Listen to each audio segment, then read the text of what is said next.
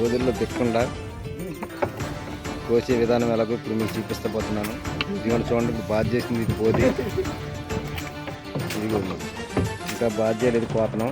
ఇలా ఉండి బోధిని ఇలా తయారు చేసామండి నీళ్ళు రావడానికి, పంట నీరు రావడానికి. ఇది ఎలా కొయ్యాలో ఇప్పుడు టెక్నిక్ చూపిస్తాను. అందరూ మిషన్లు ఎట్టి ఇప్పుడు కొత్త ట్రై చేస్తుంటే మా వాడు కొత్తగా ట్రై చేసాడండి. ఆ టెక్నిక్ ఏంటో ఇప్పుడు మీరు చూడండి. ఇదిగోండి ఏదో టెక్నిక్ అంటే నీటిలో దిగక్కర్లేకుండా, నీటిలో దిగితే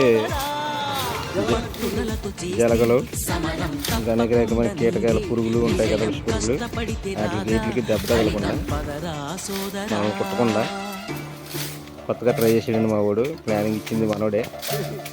కొంచెం మొహం చూపించమ్మా, ఇది చూడు, ఇదిగో చూపించు, మొహం చూపించు, చూస్తున్నారు మనోళ్ళు. ఇదిగో ఇతరేనండి ప్లానింగ్ ఇచ్చింది. ఇలా ట్రై చేస్తున్నాం కొత్తగా. ఇలా ఉంటుంది బోధి, కోస్తే వస్తుంది. నీరు కూడా చాలా బాగా వస్తున్నాయండి. మీరు కూడా ఇలా ట్రై చేయండి.